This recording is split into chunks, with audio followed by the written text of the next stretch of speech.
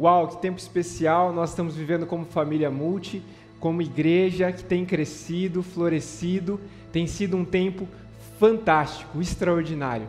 Nos últimos meses, nós vimos essa família crescer, se expandir, novas decisões, pessoas tomando decisões em relação à unidade pessoal com Jesus. E é um privilégio hoje a gente estar nesse espaço novo da Multi e concluindo uma série de mensagens sobre unidade. Quando somos um? Nossa unidade pessoal com Jesus e uns com os outros. Unidos com Jesus e unidos em Jesus. E nós temos conversado sobre esse aspecto, esse fundamento relacional. E hoje nós vamos dar sequência na conclusão dessa série e nós vamos falar desse aspecto comunitário. Primeiro nós conversamos sobre esse aspecto pessoal, o fundamento da unidade pessoal com Jesus. E hoje nós vamos conversar sobre a unidade em Jesus. Em última instância, a gente vai ter o privilégio de refletir sobre o resultado de uma igreja que vive a unidade com Jesus e em Jesus. E sabe, se eu pedisse para você fazer um exercício rápido comigo, você pegasse um papel, uma caneta e começasse a escrever o que vem à sua mente quando eu digo, imagine uma igreja relevante e influente. O que você listaria sobre essa igreja? Que tipo de característica? O que essa igreja precisaria ter para ser relevante e influente? E talvez seria mais legal ainda transportar esse exercício para o digital. Como você compartilharia esse pensamento para outras pessoas? Que rede social você escolheria para compartilhar esse teu pensamento acerca do que caracteriza uma igreja relevante e eficiente, efetiva, no mundo atual? Talvez você pensaria em usar o WhatsApp, porque afinal de contas não tem muito limite lá. Uma única mensagem você poderia compô-la com mais de 65 mil caracteres. Você poderia enviar um áudio de 5 minutos explicando para o seu amigo as suas preferências, as suas perspectivas sobre uma igreja relevante e influente, eficiente, efetiva. O que você compartilharia pelo WhatsApp? Talvez você escolheria o Facebook. Não sei se você já teve alguma experiência negativa em outra comunidade, em outra igreja, e o Facebook acabou ficando bem famoso pelos textões. E lá você tem 63 mil caracteres para escrever um bom textão e dizer o que você acha que uma igreja relevante, influente, eficiente deve ter. Listar as características e talvez complementar no final com o teu ponto de vista, a tua experiência negativa com outras comunidades. Talvez você pensaria em usar o Instagram, porque afinal de contas lá você tem 2.000 caracteres de legenda, mas você pode colocar um vídeo também, fazer um carrossel, colocar uma arte interessante que expresse os teus pensamentos sobre essa questão. Mas dificilmente você usaria o Twitter. E eu arrisco dizer isso porque no Twitter a gente tem que ser breve. 140, 280 caracteres, se não me engano, atualmente, para escrever todos os nossos pensamentos sobre o que vem a ser uma igreja relevante e influente. Talvez a gente teria que fazer vários tweets. Mas e se eu te dissesse que se Jesus fizesse esse exercício com a gente agora, ele poderia usar o Twitter? E com um tweet apenas, ele poderia te dizer e revelar para a gente, como ele revelou para os discípulos, o que caracteriza uma igreja relevante e influente. E eu arrisco dizer que ele nem precisaria de 140 caracteres, talvez com 37 caracteres ele já responderia essa questão. E ele diria, olha, uma igreja relevante e influente é uma igreja que experimenta unidade com Deus e uns com os outros. 37 caracteres. Se ele quisesse resumir um pouquinho mais, ele usaria 7 caracteres. Ele diria, unidade. Simbolizando relacionamentos autênticos. E sabe, se você pensou assim, nossa, mas que resposta simplista, unidade, será que é só isso mesmo? Unidade com Deus e uns com os outros? Será que isso realmente caracteriza, fundamenta uma igreja relevante, influente e eficiente, ainda mais no tempo em que nós vivemos. E se você pensou isso, pode ser que a razão é que não haja um entendimento correto de que tipo de unidade Jesus propôs para a igreja, para os seus discípulos. Porque a nossa mentalidade, ela é muito estrutural. A gente costuma pensar sobre relevância, influência, eficiência a partir de termos estruturais. Mas a mentalidade de Jesus é uma mentalidade relacional e não só estrutural.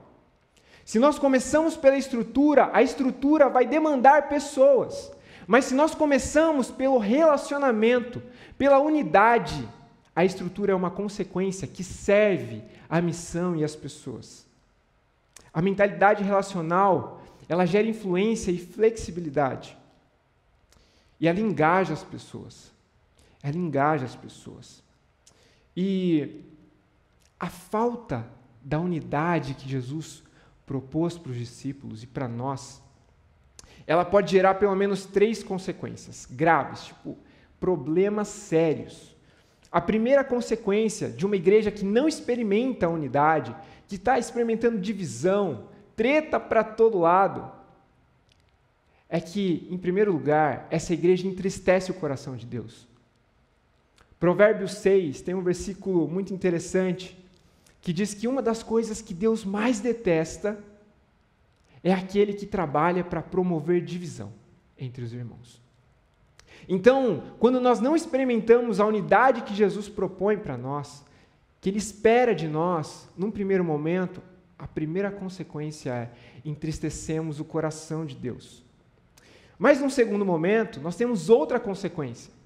As pessoas que estão observando a igreja e as pessoas que fazem parte dessas comunidades ficam confusas. Porque uma mensagem gloriosa é anunciada, pregada, de transformação, de amor, de misericórdia, de restauração. Mas a mensagem que é propagada, ela parece não estar em harmonia com as experiências relacionais, com o contexto real, diário daquela comunidade. Então o mundo fica confuso ao entorno da igreja. Uma mensagem é anunciada, mas outra realidade é observada. E tem uma terceira consequência.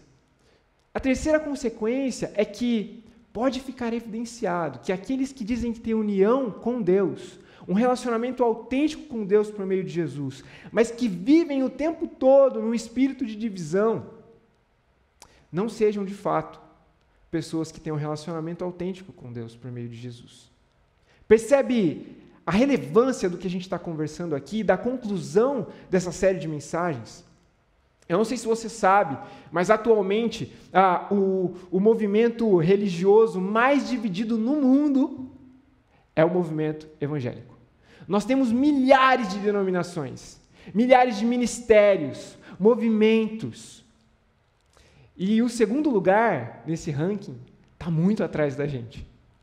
Nós estamos perdendo de lavada. A gente tem milhares de expressões de cristianismo. E por um lado isso é fantástico, porque Deus é tão grande, que a pluralidade, a variedade de expressões poderiam revelar a grandeza desse Deus, a beleza desse Deus. Mas se houvesse unidade. O que muitas vezes nós vemos por aí é que, na verdade, é um espírito de competição. Muitas vezes, a falta de unidade revela um movimento de competição dessas milhares de expressões de cristianismo.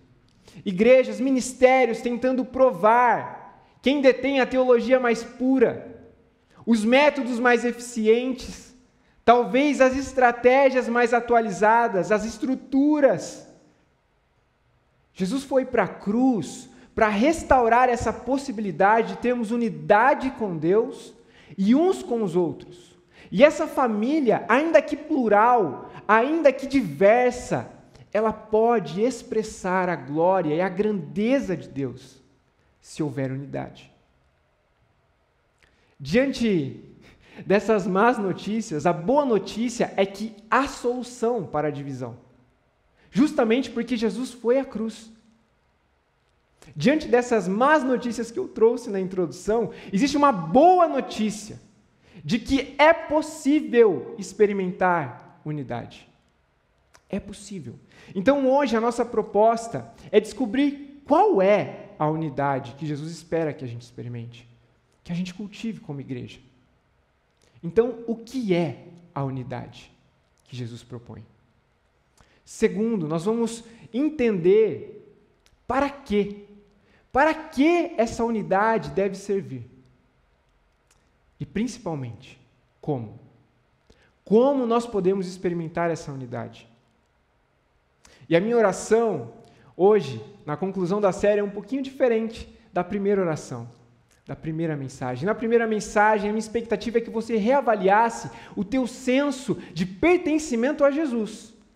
Hoje, nós vamos ter a oportunidade de reavaliar o nosso senso de pertencimento à família de Jesus.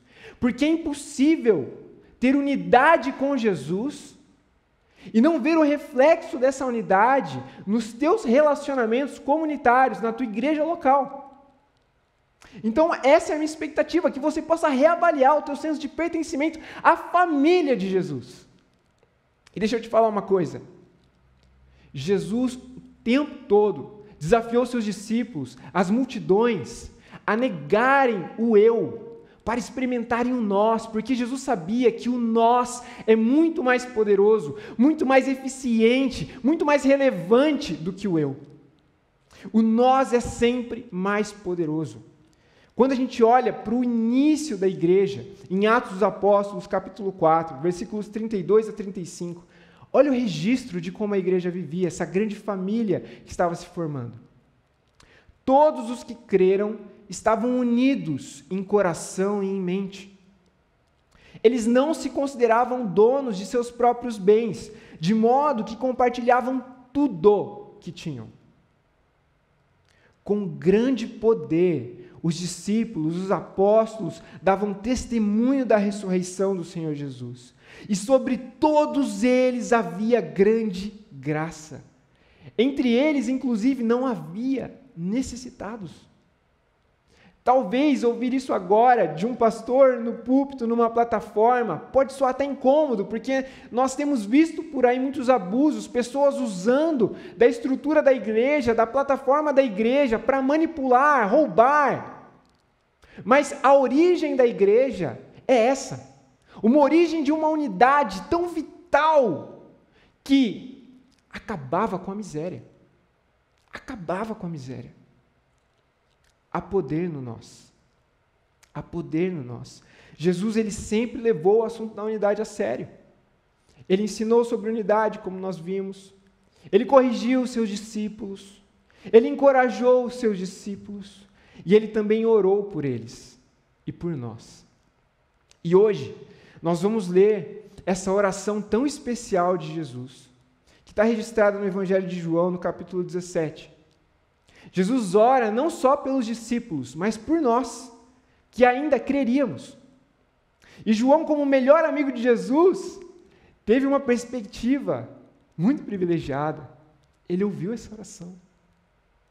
Nós vamos refletir sobre essa oração, nós vamos ler essa oração, mas antes você precisa saber que essa oração é uma oração muito curiosa. Porque Jesus está orando sobre esse conceito de unidade. Mas ele ora por 3 assuntos diferentes. Primeiro, ele ora por si. Ele ora pela sua missão. O tempo da crucificação havia chegado, estava muito próximo. Então ele ora por si mesmo, por essa missão. Mas ele também ora pelos seus amigos, os discípulos que estavam com ele naquele momento em que ele estava orando. E ele ora para que os discípulos experimentassem perseverança, transformação e comprometimento mútuo. Mas vem um terceiro assunto, que é a igreja, que ainda seria formada. Jesus ora pela igreja em geral, para que houvesse comunhão, conexão autêntica, relacionamentos autênticos. E é muito interessante porque essa oração, apesar dela ter uma progressão e Jesus está variando entre esses assuntos, não há limites muito bem definidos. Esses 3 assuntos estão colidindo de uma maneira bela. Parece que há uma definição de interdependência entre esses assuntos. Jesus ora por 3 assuntos diferentes, mas você escuta a oração de Jesus, e nós vamos ler ela a seguir, e você percebe que parece que é uma coisa só. E isso revela algo fantástico. Revela que a unidade é uma prioridade para Jesus. Mas também revela que a unidade é uma prioridade para Deus Pai. E essa oração também nos desafia, porque se a unidade é uma prioridade para Jesus e para Deus Pai e para o Espírito Santo, ai de nós. A unidade precisa ser uma prioridade máxima para a nossa vida prática, para a maneira como a gente se relaciona na igreja, uns com os outros. João capítulo 17, dos versículos 20 a 25. Olha que oração linda. Não te peço apenas por esses discípulos, mas também por todos que crerão em mim, inclusive, Deus, a igreja multi, por meio da mensagem que será propagada. A minha oração é que todos eles sejam um, como nós somos um, como tu estás em mim, Pai, eu estou em ti, que eles estejam em nós, para que o mundo creia que o Senhor me enviaste. Eu dei a eles a glória que tu me deste, para que sejam um, como nós somos um. Eu estou neles, e tu estás em mim. Quando eles experimentarem unidade perfeita, para que todo mundo saiba que tu me enviaste e que os amas tanto quanto me amas. Pai, quero que os que me deste estejam comigo aonde estou. Então eles verão toda a glória que me deste, porque me amaste antes mesmo do princípio do mundo. Pai justo, o mundo não te conhece, mas eu te conheço, e esses discípulos sabem que tu me enviaste. Eu revelei teu nome a eles, e continuarei a fazê-lo. Então teu amor por mim estará neles, e eu estarei neles. Uau! Você conseguiu perceber aquilo que eu descrevi antes de nós lermos a oração? Jesus ora por si, ora pelos discípulos ao seu entorno naquele momento e pela igreja. Ele ora pela glória da missão dele na cruz, mas vez ou outra esses assuntos estão colidindo, se interpondo. Não existe limites muito bem definidos entre esses assuntos. E sabe, logo no início dessa parte da oração que nós lemos, nós temos já uma definição para nós de que tipo de unidade Jesus espera que nós experimentemos como igreja. Olha só, versículo 21. A minha oração é que todos eles sejam um. Como? Como nós somos um. Lembre-se, Jesus está falando com Deus Pai. Então ele está orando para que a igreja experimente uma unidade espiritual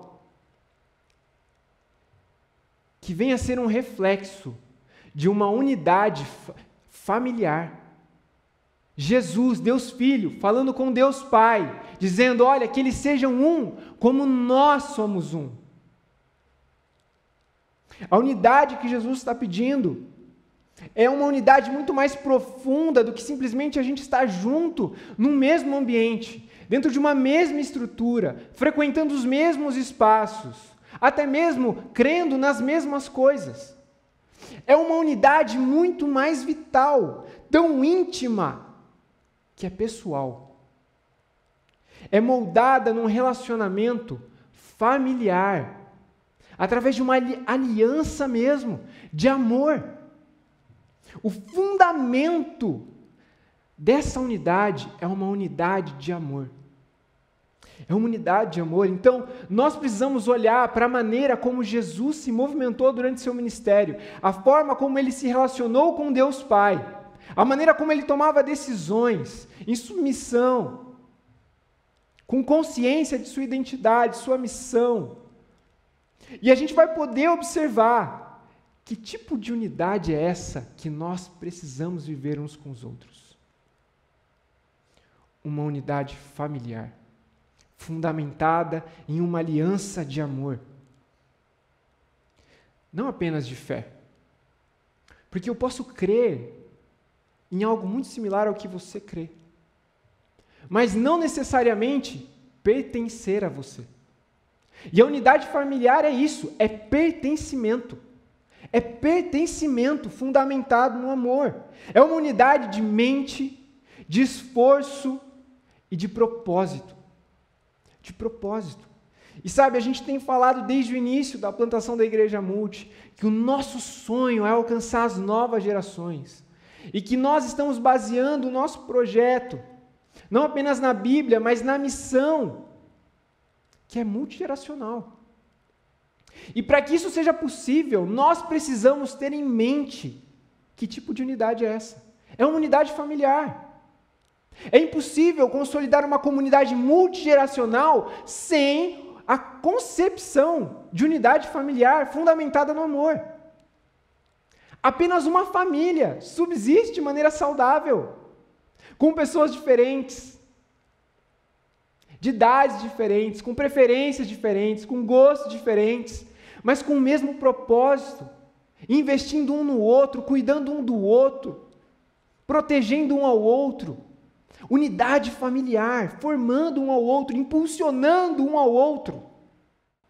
E o apóstolo Paulo, ele entendeu isso muito bem, que a unidade da igreja não deveria ser apenas doutrinária, porque ele tinha uma série de doutrinas muito bem consolidadas em sua mente, em seu coração, antes de sua conversão, antes de experimentar a unidade com Jesus. Mas as suas crenças, as suas convicções, movimentaram o apóstolo Paulo não a pertencer ao outro, mas a massacrar o outro. E depois que ele experimenta realmente unidade com Jesus, ele passa a pertencer a outros. Ele passa a servir aos outros, cuidar dos outros, edificar os outros, sob o fundamento do amor. E ele escreveu isso para uma das igrejas que ele plantou. 1 Coríntios capítulo 13, olha só, ele diz o seguinte: o mais importante é o amor. Igreja, se eu falasse as línguas dos homens, e também toda a linguagem espiritual, mas se eu não tivesse amor, eu nada seria. Se eu tivesse o dom de profetizar, se eu entendesse não um mistério divino, mas todos os mistérios, e se eu tivesse todo o conhecimento, se eu tivesse uma fé que me permitisse mover montanhas, mas não tivesse amor, eu nada seria. E ele continua, olha, se eu desse tudo que tenho aos pobres, se eu até entregasse o meu próprio corpo para ser queimado, e não tivesse amor, de nada adiantaria. Sabe por quê? Que a unidade familiar, a unidade dessa família cristã precisa estar fundamentada no amor?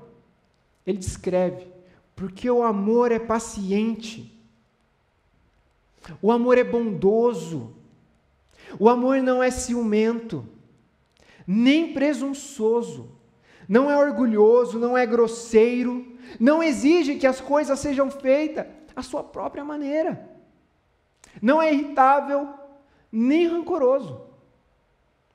Não se alegra com a injustiça, mas sim com a verdade. O amor nunca desiste, nunca perde a fé, sempre tem esperança, e sempre se mantém firme. Jesus, quando questionado sobre qual mandamento era o mais importante, ele disse: amem a Deus com tudo que vocês são, com o fundamento de quem vocês são, mas de maneira semelhante, ame o seu próximo. Ame o seu próximo.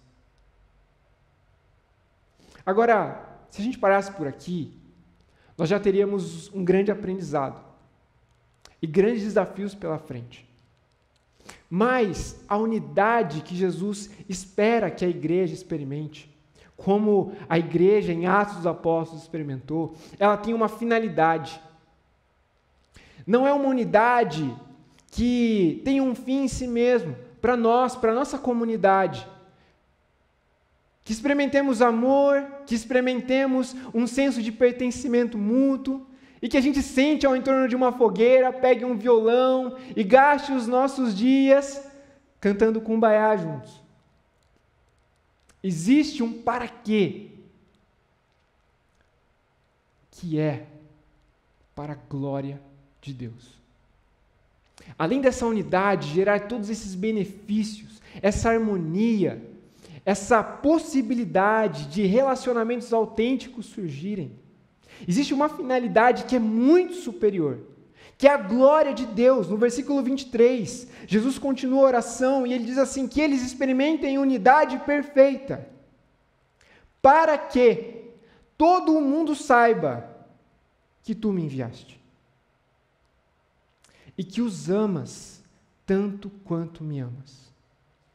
A unidade que Jesus está propondo é uma unidade de relacionamentos autênticos que, na verdade, jogam combustível na mensagem que é pregada. Que, na verdade, validam a pregação que eu estou lançando aos quatro ventos nesse exato momento. E essa unidade, ela revela também que tipo de amor Deus tem para com os pecadores. Existe essa finalidade. A igreja que experimenta unidade com Deus e uns com os outros e cultiva de maneira intencional essa unidade para a glória de Deus, ela se torna uma comunidade irresistível, relevante, influente. É quase como se ela massacrasse qualquer tipo de concorrência. Sabe, a gente estava preparando um auditório, uma equipe maravilhosa trabalhou de maneira incansável nas últimas semanas para que tudo estivesse pronto hoje, para nós apresentarmos esse espaço para vocês. E, vez ou outra, eu e a Aline, nós fomos até a Leroy Merlin. Se você mora aqui na região de Campinas, você sabe que a Leroy ela fica num ponto muito privilegiado, próximo da Dom Pedro, e não há concorrência ali perto. Tem uma loja de artigos esportivos, mas ela está num local muito privilegiado. E nós fomos lá algumas vezes, eu, Aline e Laurinha, sabe? E, vez ou outra, nós saímos da Leroy falando, nossa, as coisas estão um pouquinho mais caras, né? E, na última vez que nós fomos lá, a Aline ficou chocada. Quando nós estávamos saindo da Leroy, ela me cutucou e falou, olha que ousadia! Aí eu já olhei procurando alguma treta, alguma coisa acontecendo, e ela apontou para um outdoor. Na entrada da Leroy e na saída da Leroy tinha um outdoor enorme de uma concorrente. E tinha uma mensagem assim, e aí, fez suas compras? Fez seu orçamento? Achou caro? Vem aqui na loja tal, sem propaganda gratuita, que nós massacramos a concorrência. Nós abatemos qualquer valor. Nós garantimos o melhor preço. E eu pensei, uau, é esse o tipo de ousadia que uma igreja que experimenta unidade com Deus e uns com os outros pode possuir. De olhar para o mundo, para a sociedade nesse momento carente de relacionamentos autênticos e proclamar e dizer, olha, venham ver, nós garantimos. Vocês não encontrarão nenhum outro ambiente, nenhum outro local, nenhuma outra comunidade que valorize a unidade e revele que tipo de amor nós cremos que vem do próprio Deus. Não há concorrência para a igreja de Jesus quando a unidade é vivida. A unidade que Jesus propôs. E sabe, é ótimo que você tente evangelizar seus amigos, seus familiares, é ótimo que você tente alcançar os seus colegas de trabalho, falar de Jesus para eles, mas você precisa saber de uma coisa, que a tua unidade com uma família espiritual, com pessoas diferentes de você, de gerações diferentes da tua, com preferências diferentes das tuas preferências. É essa unidade que vai jogar combustível e vai tornar o teu testemunho eficiente e relevante. E que vai revelar para as pessoas a quem você está testemunhando que tipo de amor Deus tem para com os pecadores. Não é raro, às vezes, eu estar conversando com alguém e escutar a seguinte frase: olha, eu faria qualquer coisa para que o meu esposo, para que a minha esposa entregasse a vida para Jesus. Olha, eu faria qualquer coisa, Tiago, para que o meu filho... Olha, Tiago, eu faria qualquer coisa para que o meu irmão, para que o meu grande amigo de infância conhecesse a Jesus. Mas a pergunta, diante do que nós estamos refletindo durante essa série de mensagens e essa conclusão é: você estaria disposto a fazer tudo mesmo? Inclusive, a fazer um sério esforço intencional, não só para preservar a unidade, mas para promover, cultivar a unidade. Relacionamentos autênticos. Quanta humilhação isso demanda, quanto arrependimento, quanto alinhamento com a voz de Jesus isso demandaria. Você estaria disposto a fazer esse tipo de esforço? Sabe, tem uma frase muito interessante que diz que a cada 100 pessoas, uma lerá a Bíblia. As outras 99 vão ler a sua vida e os teus relacionamentos. E é por isso que Jesus nos chamou não só para aprendermos algumas coisas, mas para segui-lo, imitá-lo, obedecê-lo para a glória de Deus. E o apóstolo Paulo, em uma carta que ele escreveu aos Filipenses, capítulo 2, ele diz o seguinte: tenham a mesma atitude de Cristo Jesus. Se há alguma motivação por vocês experimentarem unidade com Jesus, se há alguma consolação que vem do amor, se há alguma comunhão no Espírito, se há alguma compaixão e afeição, então completem a minha alegria, concordem sinceramente uns com os outros, amando-se mutuamente e trabalhando juntos com a mesma forma de pensar, em um só propósito. Não sejam egoístas, não tentem impressionar ninguém, sejam humildes e considerem os outros mais importantes que vocês. Não procurem apenas os próprios interesses, mas preocupem-se também com os interesses alheios. Tenham, então, a mesma atitude demonstrada por Cristo Jesus, que, embora sendo Deus, não considerou que ser igual a Deus fosse algo a que devesse se apegar. Em vez disso, esvaziou-se a si mesmo, negou o próprio eu, assumiu a posição de servo, de escravo, nasceu como ser humano. Então, quando ele veio em forma humana, ele se humilhou e ele foi obediente até a morte, e morte de cruz.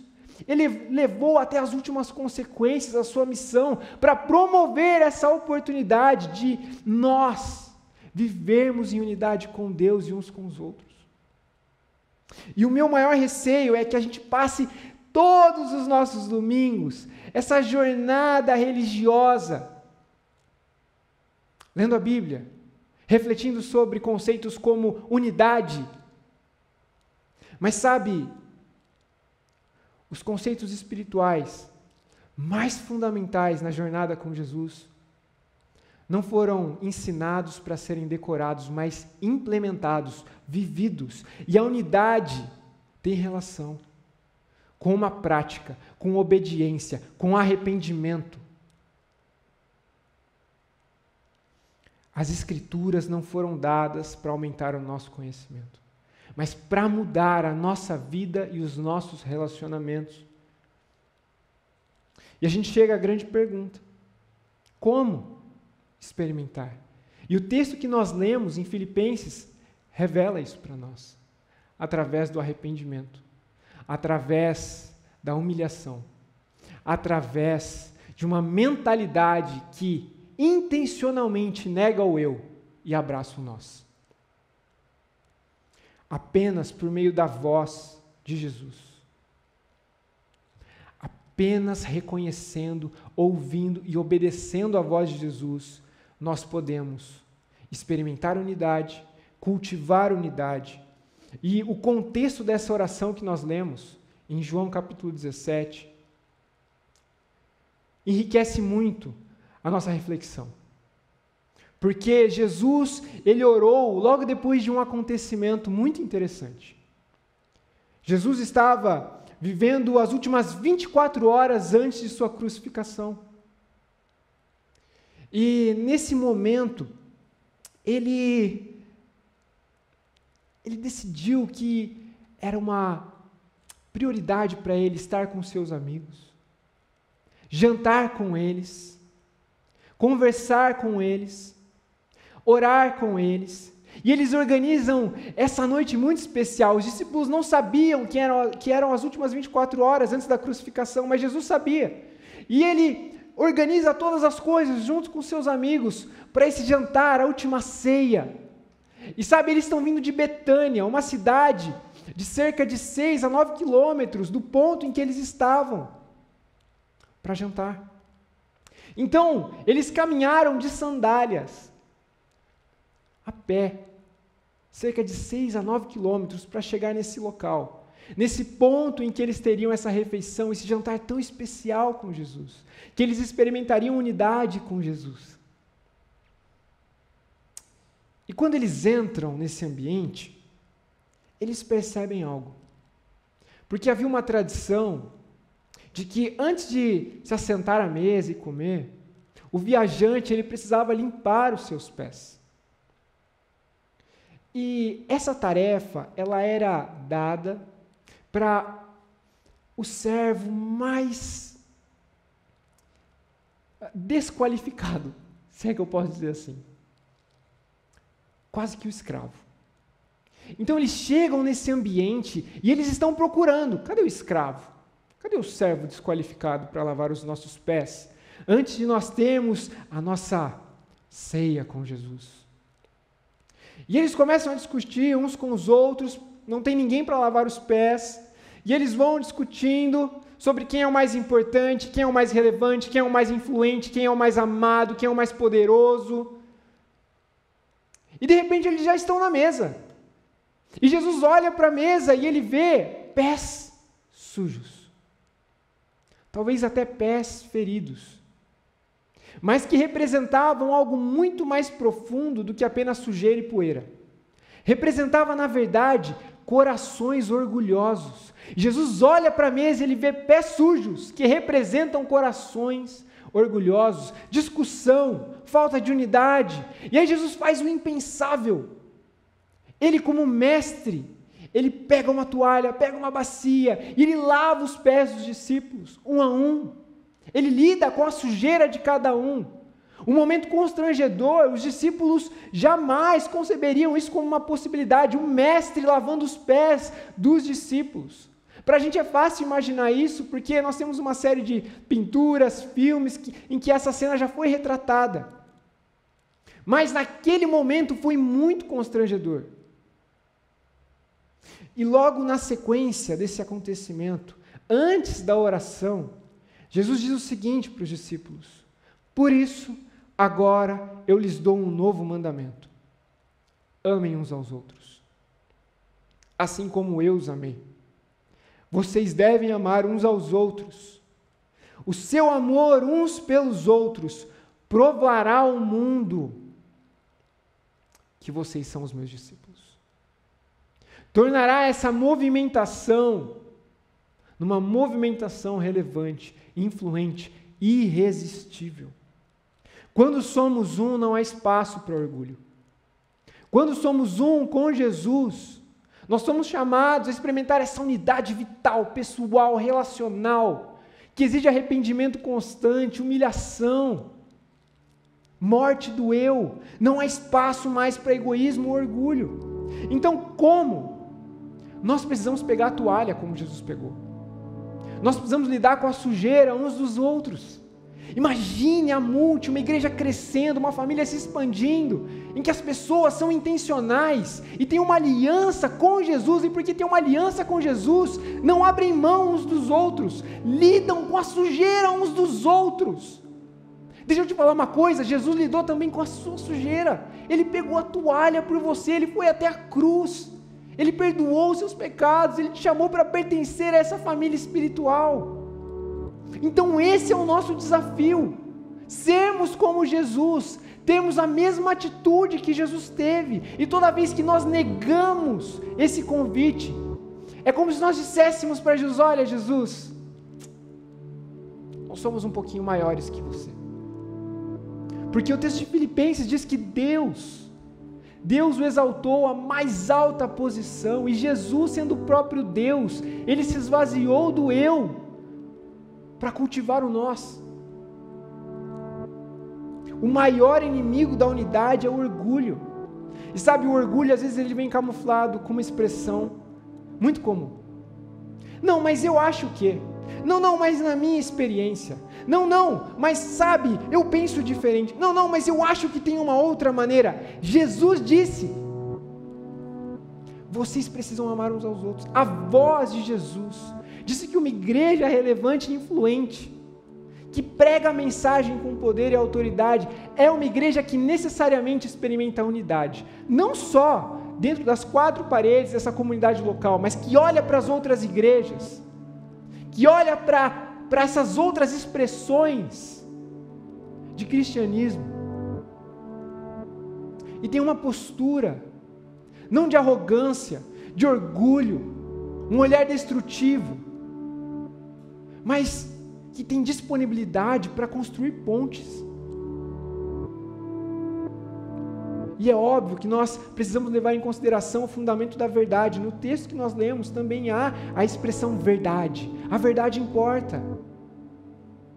Mas nós fomos chamados para olharmos para as diferenças e entendermos que elas não devem nos dividir necessariamente, mas potencializar a relevância do corpo, da igreja. Quais são suas objeções? Quais são suas preferências que às vezes se colocam à frente da voz de Jesus, que diz: amem uns aos outros, lidem com a sujeira uns dos outros, com o temperamento difícil dos outros?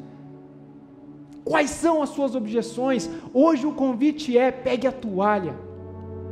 Sabendo que Jesus pegou a toalha por você, pegue a toalha e lide com as diferenças, com espírito de amor, de temor, olhando para a igreja, olhando para essa família espiritual, pensando: uau, eu não preciso modelar essa família através da uniformidade, eu não preciso fazer o outro a minha imagem e semelhança, porque o outro já é a imagem e semelhança do próprio Deus. Isso é libertador, e é um convite extraordinário. E nós queremos encerrar essa série de mensagens fazendo a seguinte pergunta: Jesus levou a unidade a sério, e você? E nós? Pai, muito obrigado pela Tua palavra, muito obrigado porque o Senhor é um Deus que fala, muito obrigado porque o Senhor é um Deus que ao longo das eras traçou um plano perfeito, infalível, para acolher os oprimidos, acolher os diferentes, curar os doentes, saciar os famintos e fundamentar uma família a partir do amor, a partir da unidade familiar, para que essa família pudesse ser teus pés, tuas mãos no mundo. Pai, nos concede temor, amor e poder, à medida que nós experimentarmos unidade uns com os outros. Que o Senhor seja visto em nós e através de nós, e que a família Multi possa se expandir para além da nossa capacidade de imaginação, porque o Senhor é capaz de fazer infinitamente mais do que tudo aquilo que nós pensamos, desejamos, imaginamos.